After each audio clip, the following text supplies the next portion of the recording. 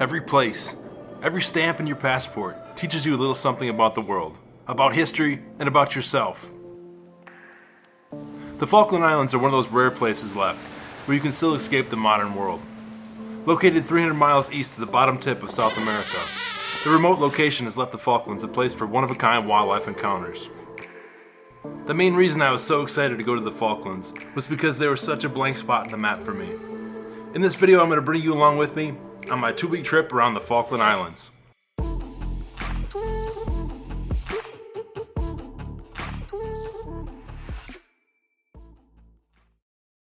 But first, let's cover a few of the basics. Maybe you're wondering, who owns the Falkland Islands? The Falkland Islands are actually a British overseas territory, and most of the people who live in the Falkland Islands are of British descent. You might even notice a lot of similarities between the Falkland Islands and the British Isles, like sheep, lots of sheep. Plus there's extensive peat bogs, and even a few traditional pubs, and of course the quintessential red telephone booths, just like in London. Before we jump in even further, a super brief history about the Falkland Islands. The earliest recorded history of activities in the Falkland Islands was in 1690, when English captain John Strong discovered the islands while traveling around the tip of South America. The islands remained uninhabited until 1764, when the French and a few years later the British established colonies. Today, a total population of around 3,300 people calls the Falkland Islands home. They share the islands with a few million sheep and some pretty amazing wildlife. My first view of the Falklands came as our plane from Punta Arenas descended below the clouds, revealing clusters of islands with long finger-like peninsulas and deep bays carved into them by the forces of nature. Down the long dusty road from Mount Pleasant Airport was Darwin, a settlement in the center of East Falkland Island, and the Darwin Lodge would be our base for the first 2 nights of the trip. My first impression of the islands were almost otherworldly. The landscape is stark, without a single tree, or anything growing higher than ankle level. But there was a rugged beauty that was undeniable. The landscape was accented by several major waterways, and Mount Usborne, the tallest point in the Falklands, looming in the distance. The one thing that livened up the dusty brown landscapes were the brightly colored gorse bushes that randomly covered the hills and small patches of yellow. Now the reason we started here in Darwin is because if you know anything about the Falklands, it's probably the Falklands War. In 1982, Argentina sent 11,000 troops to occupy the Falkland Islands, claiming them as part of Argentina. The claim goes back to the time of the Spanish conquest of the New World, and then Argentina's claim to Spanish territories in the South Atlantic in 1816. They attempted to assert sovereignty over the Falklands, which all came to a head in 1982. The British responded by sending more than 5,000 troops of various divisions, including many special forces, to take back control of the islands. The result was a 74-day conflict. During the fighting, nearly 1,000 people lost their lives, over 600 Argentine soldiers, more than 250 British soldiers, and 3 Falkland Islanders. So back to Darwin. Darwin and the surrounding area was host to some of the most important battles of the War of 1982. However, looking at it today, it's hard to imagine anything bad ever happening here in this peaceful little village surrounded by quiet rolling hills. On our second day in the Falklands, I rode around with a local guide, visiting many of the important war sites. The first stop was the San Carlos, the original landing site of the British troops. And then nearby is a memorial dedicated to the more than 200 British soldiers who lost their lives defending the Falklands. The memorial is set in a picturesque place overlooking Blue Beach, as it was called during the war. It's well maintained by the Falkland Islanders, who, nearly 40 years later, are still very grateful for their sacrifices. A short drive away is a memorial to the Argentine soldiers who died in the conflict. Here the focal point is a large, bright white cross. And then on the way back to Darwin, we made one more stop at the nearby Goose Green settlement. Goose Green was an important piece of the war because here, Argentine troops held more than 100 Falkland Islanders captive here. They were held in the small community center because the Argentines feared they would relay information back to the British. In the settlement, there's a small museum dedicated to the war and the troops that liberated them and the Falkland Islands. Inside the museum, there are remnants of war, posters explaining the battles, and historical photographs. Every stop I made in the Falklands taught me something. Taught me something about the islands and why they're such a special place.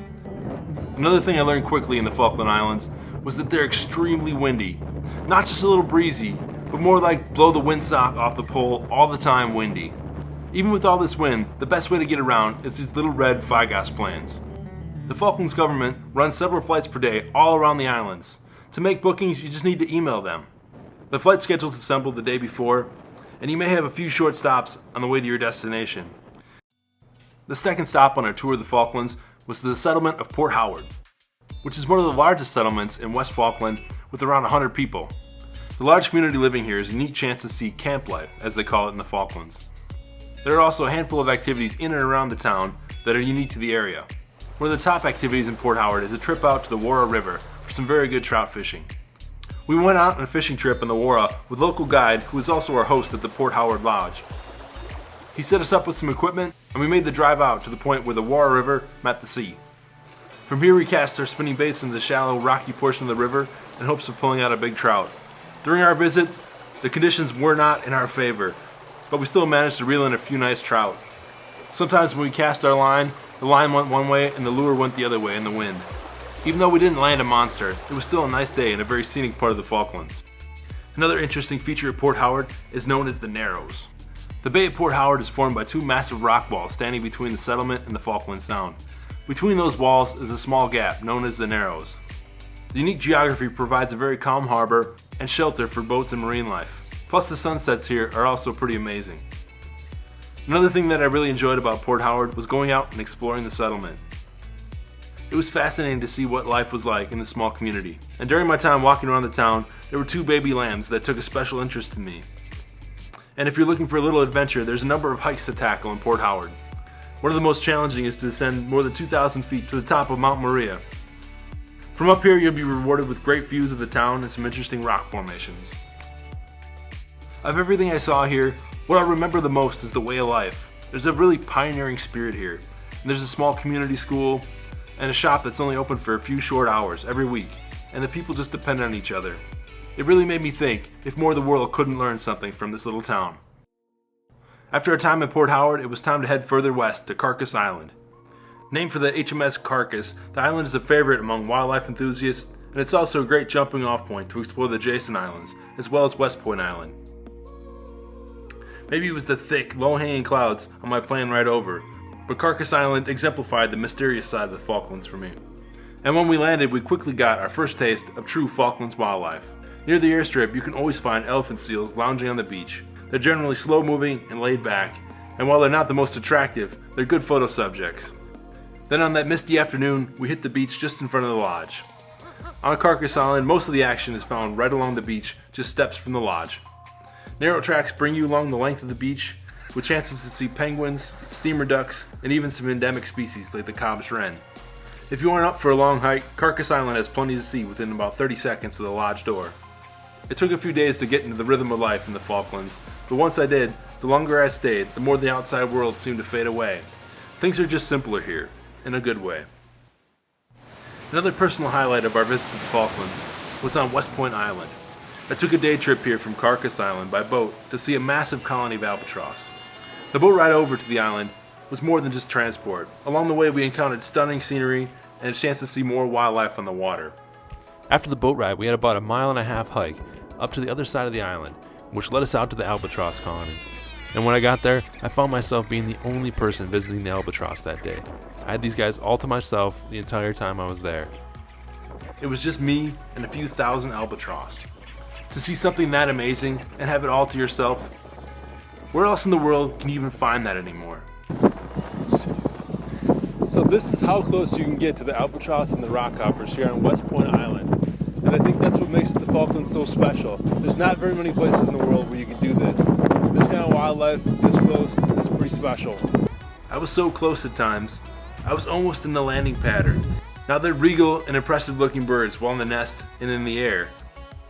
But they lack some grace when they come in for a landing. They swoop in with their big webbed feet, outstretched like a plane with oversized landing gear. Now the albatross might be headliners here, but rockhopper penguins are my personal favorite penguins. I just love their bushy yellow eyebrows and pudgy physique. Living side by side with the albatross, the rockhoppers have built their less impressive nests at ground level. I think it was that day, standing on the edge of the cliff at West Point, that it hit me how special the Falklands really are. That sense of freedom here is unlike any other place I've visited. After a couple great days here, it was time to change islands again. The morning commute would be on one of the little red plains to the complete opposite end of the Falklands. It's hard to pick a favorite stop I had in the Falklands, but the next one, Sea Lion Island, would be very high on that list. Sea Lion Island is really all about the wildlife. This small island in the southeast of the archipelago is one of the premier destinations in the Falklands, and it's just teeming with wildlife. Now, I'm more of a sunset person, but here I made sure to set an alarm to wake up with the sun and spend the morning on the beach. During this time of the day, the soft light is very nice for photos, and I came back with some of my favorite shots of the trip. The elephant seals and penguins must also set their alarms because they are all out playing on the beach. Well, most of them anyway. The locals jokingly say the island should have been called Elephant Seal Island because the beaches are absolutely covered in them. They outnumber the sea lions substantially and have become one of the main draws to the islands. The central northern shores of Sea Lion Island are bordered with tall dramatic cliffs dropping sharply into the sea. Here we found rockhopper penguins coming and going from the sea. We spent hours just watching the rockhoppers make their way up and down the tall steep cliffs as waves tried to knock them off, crashing them against the rock wall. For as chubby and unathletic as they look, they're actually amazing animals. After a while you end up cheering for them, hoping they make it back up, fighting against the odds. Another special time on Sea Lion Island is at sunset. In the hours before dark, many of the penguins are coming from fishing, and the seals with their pups have gathered on the beach in large numbers. The soft light at the end of the day makes for another great photo opportunity. One of my favorite days in the Falklands was here on Sea Lion Island. The whole day was amazing, but especially the last hour of light. Just 10 minutes through the grassy fields, away from the lodge, was a beach completely filled with elephant seals and their pups. I was all alone, no guides, no rules, other than respecting the wildlife and the environment. I actually spent a lot more time out that evening than I planned. While I was watching a group of cute seal pups splash around in the shallows, a massive brawl between adult elephant seals had broken out. Two pairs seemed to be in a heated dispute that blocked my passage off the beach, so I stayed and watched as the sun turned the sky's pastel shades of pink as it sank into the horizon. Tension seemed to fade while the day faded into twilight. I managed to squeeze past the seals while avoiding the penguin burrows that filled the hills like a minefield. On my path off the beach, I found a group of Gentoo penguins heading home after a day at sea. I followed them at a distance to the outskirts of their rookery. I managed to get a few silhouette shots in the final moments of the day. I remember walking back to the lodge and taking off my boots and just thinking to myself, where else in the world can you do this? The answer is very few places. After visiting more than 80 countries around the world, I can tell you there aren't many places like the Falklands. Our next stop was to Weddell Island, which is one of the most remote places I have ever visited. Today we are in Weddell Island. It's the third biggest island in the Falklands behind East and West Falkland, and it's apparently the largest privately owned island in the entire world. This place is more than 100 square miles, and right now there's 3 people here. Me and the 2 people that take care of it. To put that in perspective, Weddell Island is 5 times bigger than Manhattan, where 1.6 million people live. And besides these really cool old farm buildings, there's also some interesting species here. Back in the day, somebody brought over some Patagonian foxes and some reindeer. We did see a few foxes in the distance, but they're a bit too quick for our camera. And maybe the reindeer were getting ready for Christmas, because I didn't find any. However, we did come across a rookery of Gentoo penguins, where the chicks just started to hatch. So needless to say, cute baby penguins more than made up for missing the other wildlife on the island. In the afternoon, I set off to explore the northeast part of the island, called the Loop Head. Here there's an old shepherd's shanty and miles of white sand beaches. And while I was walking up here, I feel like these beaches haven't seen human footprints in a long, long time.